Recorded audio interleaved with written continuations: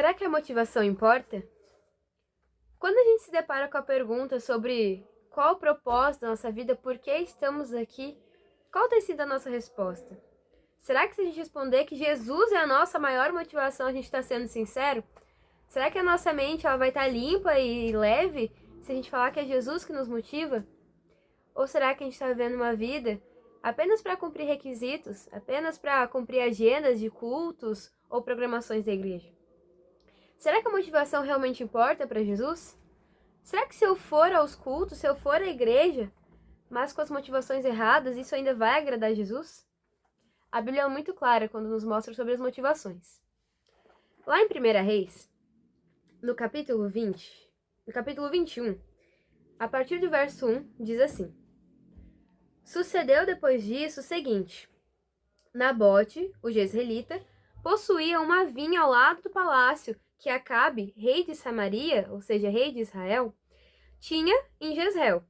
Disse Acabe a Nabote: Dá-me a tua vinha, para que me sirva de horta, pois está perto ao lado da minha casa.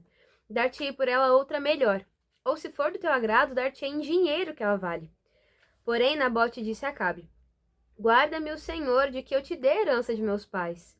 Então Acabe veio desgostoso e indignado para sua casa, por causa da palavra que Nabote, o jezreelita, lhe falara quando disse: Não te darei a herança de meus pais. E deitou-se na cama, voltou o rosto e não comeu pão. Ou seja, aqui em 1 Reis 21, nós lemos a história de Acabe. Acabe era o rei de Samaria, mas ele era tão egoísta e tão egocêntrico que quando ele foi pedir a vinha de Nabote para ser sua horta, e Nabote falou: Não, senhor, é a herança dos meus pais, né? Eu prefiro ficar com ela. Automaticamente o rei Acabe ele ficou desgostoso, ele ficou enraivecido, ele ficou triste, amargurado, foi para casa dele, não comeu pão e ficou emburrado, deitado. Mas Acabe, ele era casado com uma mulher muito, muito ardilosa. E essa mulher, chamada Jezabel, chega em Acabe e fala assim: Mas você não é o rei de Israel? Você não vai pegar vinho? Então espera um pouco que a gente vai resolver isso. Então agora Jezabel, ela faz uma coisa terrível. Ela contrata ali, ela envia algumas cartas contratando alguns homens que contratassem falsas testemunhas para falar contra Nabote, dizendo que ele havia blasfemado contra o rei e contra Deus. E aí, isso é feito. E agora, Nabote, que possuía sua vinha por direito próprio, é morto por apedrejamento. E então, Nabote já não estava mais vivo e a vinha também não havia mais dono. Então agora Jezabel volta para Acabe e fala: Não é a vinha que você queria? Vá possuí-la. E Acabe, sem se importar com os meios pelos quais Jezabel tinha usado, ou o que ela havia feito, se Nabote estava bem ou não estava, se estava vivo ou morto, ele não se importa. Ele apenas vai em direção à vinha para possuí-la. Mas chegando lá, Deus ele se desagradou tanto dessa reação que Acabe, o rei do povo de Israel, o povo de Deus, né? Ali, essa reação que Acabe teve desagradou muito a Deus, de não se importar.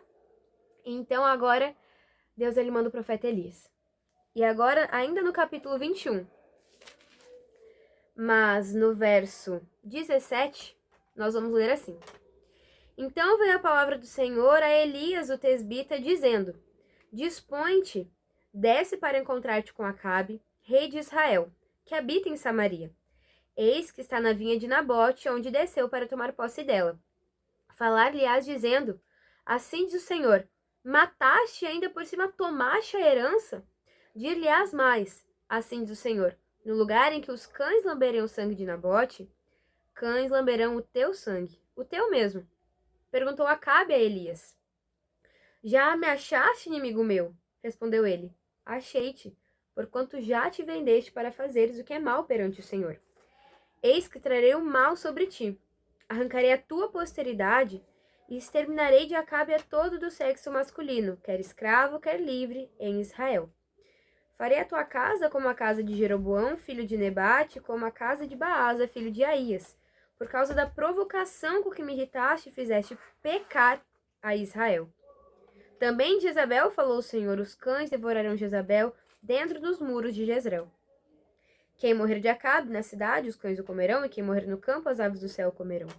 Ninguém ouve, pois como Acabe, que se vendeu para fazer o que era mal perante o Senhor, porque Jezabel, sua mulher, o instigava. Versículo 26. Que fez grandes abominações, seguindo os ídolos, segundo tudo o que fizeram os amorreus, os quais o Senhor lançou de diante dos filhos de Israel. Tendo Acabe ouvido essas palavras, rasgou as vestes, cobriu de pano de saco seu corpo e jejuou. Dormia em panos de saco e andava cabisbaixo. Então veio a palavra do Senhor a Elias, o tesbita, dizendo: Não viste que Acabe se humilha perante mim? Portanto, visto que se humilha perante mim, não trarei este mal nos seus dias, mas nos dias de seu filho o trarei sobre sua casa. Agora nós vemos que Acabe, ele não se apartou de seguir os pecados que o povo dos amorreus cometiam. Ele seguia ídolos ainda, e o povo escolhido de Deus estava sendo levado à apostasia, estava sendo levado a cometer pecados contra o Senhor. O próprio rei era instigado por sua esposa a fazer pecar o povo escolhido de Deus. E agora Deus vê isso e vê que agora o pecado já não incomoda mais Acabe, e ele manda o profeta Elias falar assim: as consequências das suas ações cairão sobre você, sua esposa e também os seus filhos. A casa de Acabe, ou seja escravo, seja livre, todo do sexo masculino morreria. Mas agora Acabe, ele se sente triste, ele se isola, ele jejua, ele veste panos de saco, e agora Deus vê isso, se compadece, ele tem compaixão de Acabe e fala: não, então isso só se sucederá nos dias dos seus filhos. Então agora foi dada ali uma sentença, ou seja, as consequências das ações de Acabe, do afastamento tanto de Acabe quanto do povo de Israel perante Deus, agora as consequências chegarão. Eles se afastaram de Deus. Eles se afastaram da proteção de Deus. Então agora, isso acontecerá com a família de Acabe. E quando nós vamos agora para 2 Reis, capítulo 9, nós vamos ver que Deus vai levantar um homem para fazer isso. Deus vai levantar um homem para dar fim ali à descendência de Acabe. Por que dar fim à descendência de Acabe? Porque Deus queria eliminar o mal que afastava o seu povo de si próprio. Deus queria amar aquele povo, Deus queria cuidar daquele povo, assim como Ele quer fazer conosco. Mas muitas vezes nós temos que permitir que Deus nos afaste de coisas antes que essas coisas nos afastem de Deus. Então agora Deus vai levantar um homem chamado Jeú, para que ele extermine a casa de Acabe, e assim o mal que afasta o povo de Deus seja exterminado. Agora, no capítulo 9, o versículo 4 em diante vai nos dizer assim: Foi, pois, o moço, o jovem profeta Ramote de Gileade. Entrando ele, eis que os capitães do exército estavam assentados. E ele disse: Capitão, tenho mensagem que te dizer. Perguntou-lhe Jeú: A qual de todos nós? Respondeu ele: A ti, capitão. Então se levantou Jeú e entrou na casa. O jovem derramou-lhe o azeite sobre a cabeça e lhe disse: Assim diz o Senhor, Deus de Israel: Ungi-te rei sobre o povo do Senhor, sobre Israel. Ferirás a casa de Acabe, teu senhor, para que eu vingue da mão de Jezabel o sangue de meus servos, os profetas, e o sangue de todos os servos do Senhor. Então agora Jeú, ele é levantado ali, ele é ungido rei de Israel, para tanto reinar sobre Israel, quanto exterminar ali a família de Acabe, para que o mal fosse extinguido naquele povo. Então, o reino de Jeú seria um reino que traria o povo de Deus para junto de Deus novamente. Acabe sairia de cena e agora Jeú traria novamente o povo para Deus. Esse era o intuito de Deus: tirar o pecado daquele povo e agora trazer ele de volta aos braços do Senhor. Então Jeú, ele cumpre com aquilo que foi lhe designado. Conforme nós lemos ali ainda no capítulo 9, no capítulo 10, nós vamos ver que tanto o filho de Acabe quanto o neto de Acabe, eles são mortos por Jeú. Jezabel também vai ser morta. E mais os 70 filhos de Acabe que tinham ali também são mortos por Jeú. Mas quando nós vamos agora para o profeta Oséias, para o livro do profeta Oséias, no capítulo 1, versículo 13 em diante, nós vamos ver que algo acontece. O profeta Oséias vai nos dizer assim: Foi-se, pois, e tomou a Gomer, filha de Diblaim, e ela concebeu e lhe deu um filho. Ou seja, agora Oséias casa com Gomer, o profeta Oséias, e vai ter um filho. Disse-lhe o Senhor: Põe-lhe o nome de Jezreel, porque daqui a pouco castigarei pelo sangue de Jezreel a casa de Jeú, e farei cessar o reino da casa de Israel. Naquele dia quebrarei o arco de Israel no vale de Jezreel. Então agora nós vamos ver que Jeú, que era o homem que tinha sido usado por Deus para ali exterminar o mal no povo de Israel, agora o profeta Oséias está dizendo que Jezreel, que era onde Jezabel havia morrido, onde os dois, o filho de Acabe morreu, onde o neto de Acabe morreu, e onde 70 filhos morreram, aquele lugar agora seria castigado por causa do que Jeú fez. Mas Jeú, ele havia obedecido o que o profeta havia dito. O que aconteceu então? É aí que nós vamos ver que a Bíblia nos diz que a intenção do nosso coração é muito importante. Quando nós voltamos para 2 Reis, no capítulo 10, versículo 28, nós vamos ler o seguinte: Assim Jeú exterminou de Israel a Baal. Baal era um deus pagão, então agora Jeú, ele tira Baal, tira o deus idólatra ali daquele povo. Porém, verso 29, não se apartou Jeú de seguir os pecados de Jeroboão, filho de Nebate, que fez pecar a Israel, a saber dos bezerros de ouro que estavam em Betel e em Dan. Pelo que disse o Senhor a Jeú, porquanto bem executaste o que é reto perante mim, e fizeste a casa de Acabe segundo tudo quanto era do meu propósito. Teus filhos até a 4ª geração se assentarão no trono de Israel. Mas Jeú não teve cuidado de andar de todo o seu coração na lei do Senhor, Deus de Israel, nem se apartou dos pecados que Jeroboão fez pecar a Israel. Nós percebemos que Deus levantou Jeú para trazer o povo de volta para Deus. Mas depois que Jeú cumpre com o que Deus havia mandado, nós vemos que o reinado dele não tirou os pecados que antes eram cometidos. A Bíblia vai nos dizer que Jeú, ele não se preocupou em se apartar dos pecados cometidos antes. Se a intenção no coração de Jeú realmente fosse adorar a Deus, os seus frutos seriam bons. Os seus frutos seriam de adoração. Mas nós vemos que a intenção de Jeú era egoísta. Ele fez o que Deus mandou, mas depois, ao invés de trazer o povo de volta para Deus, ele deixou o povo em apostasia. Ele não se afastou dos pecados que antes eram cometidos. Pelo contrário, ele deu continuidade e o povo não se voltou a Deus. O coração de Jeú estava cheio de egoísmo, egocentrismo. Jeú queria um reinado que favorecesse ele e não Deus. Ele queria um reinado que fosse bom para ele, mas não que levasse o povo de volta para Deus. A intenção de Deus sempre foi ter o seu povo perto dele. A intenção de Deus é nos ter perto dele. Mas Jeú não ouviu o que Deus queria que ele fizesse. Ele apenas fez e depois deixou que o egoísmo e o ego dominassem o coração dele. Então agora, nós vemos que a intenção de Jeú não foi a intenção de Deus. Foi a intenção egoísta. A Bíblia nos conta que a nossa intenção é sim muito importante.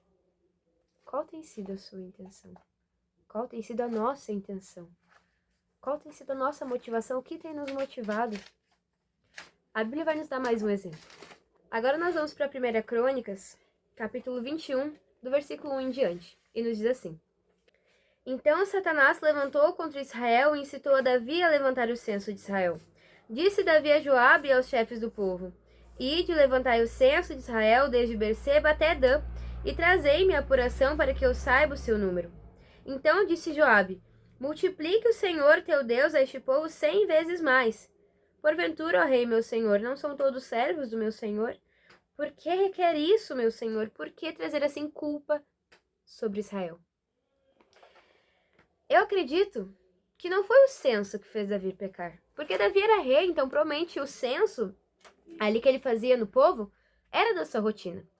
Mas o versículo é muito claro em nos dizer que foi Satanás que incitou Davi a fazer isso. Então nós vemos que, por mais pesado que seja, a motivação de Davi era satânica. Aquela motivação não vinha de Deus. Aquele censo não foi feito para honra e glória de Deus, mas foi feito porque Satanás incitou Davi a fazer. Então, mais uma vez, nós vemos que a motivação do coração é importante. Se Davi tivesse feito o censo quando Deus mandou, quando Deus exigiu, quando Deus pediu que fosse ele feito para a glória de Deus, então Davi seria bendito por isso. Mas a Bíblia é muito clara nos dizer que foi Satanás que incitou Davi a fazer isso. Então, Davi teve a motivação satânica. E mais um exemplo que a Bíblia vai nos dar, e agora o último que eu quero citar, Isso é lá em Mateus, no capítulo 16, versículo 21, vai nos dizer assim: Desde esse tempo, começou Jesus Cristo a mostrar aos seus discípulos que lhe era necessário seguir para Jerusalém e sofrer muitas coisas dos anciãos, dos principais sacerdotes e dos escribas, ser morto e ressuscitado no terceiro dia. Verso 22. E Pedro, chamando-o à parte, começou a reprová-lo, dizendo: Tem compaixão de ti, Senhor, isso de modo algum te acontecerá. Então agora Pedro, ele fala assim: Senhor, não diga uma coisa dessas, tenha compaixão, isso não vai acontecer com o Senhor não vai morrer, o Senhor não vai sofrer. Pedro agora angustiado, temendo perder o seu amigo tão amado, ele fala assim: Não vai acontecer, Senhor, não fale uma coisa dessas. Mas quando nós lemos o verso 23, Jesus, voltando-se, disse a Pedro: Arreda, Satanás, tu és para mim pedra de tropeço, porque não cogitas as coisas de Deus, e sim das dos homens. Aos nossos olhos, Pedro não poderia não estar fazendo ali uma acusação grave. Mas Jesus sabia o que ia no coração de Pedro. Pedro ele estava cogitando das coisas de homem e não das coisas de Deus. Aos olhos humanos, nossa, Pedro não quer que Jesus morra. Mas Deus sabe o que vai no coração de cada um de nós.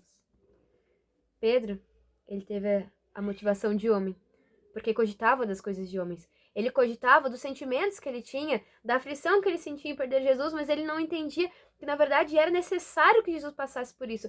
Era propósito de Jesus vir a essa terra e morrer por cada um de nós, por mim e por você. Pedro, ele não cogitou dessas coisas, ele cogitou apenas dos sentimentos que ele tinha, do medo, da angústia, da incerteza que ele sentiu naquele momento. Quantas vezes nós deixamos que os nossos sentimentos dominem a razão pela qual cremos em Jesus? Nós vemos que Jeú teve a motivação egoísta. Davi teve a motivação satânica. E agora Pedro tem a motivação de homem. A nossa motivação importa. E muito. A nossa motivação deve ser sempre Jesus. Nós devemos cogitar sempre das coisas do alto, sempre das coisas de Deus, das coisas do céu. Que a minha motivação e a sua motivação hoje seja sempre Jesus. E que nós não venhamos ter dúvidas. E se tropeçarmos, que saibamos que Jesus está com a mão estendida para nos levantar. Que Jesus lhe motive todos os dias. E que você deixe que Ele entre no seu coração. Porque é o desejo dele. Entrar no seu coração, fazer morada. Deus me motiva todos os dias. E é o meu desejo que Ele também te motive. Amém?